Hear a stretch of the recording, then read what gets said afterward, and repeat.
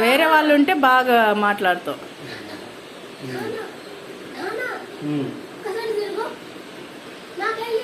ఏమైందమ్మా, ఏమైంది చెప్పు. మేడం గారు అందరు రెడీ అయితే నువ్వే నైట్ డ్రెస్ వేసుకొని ఉండు.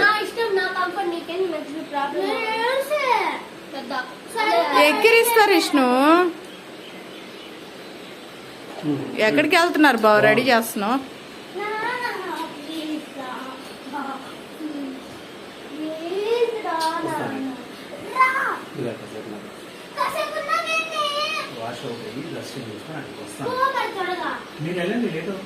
తలుపేసుకో, మరి తలుపేసుకో.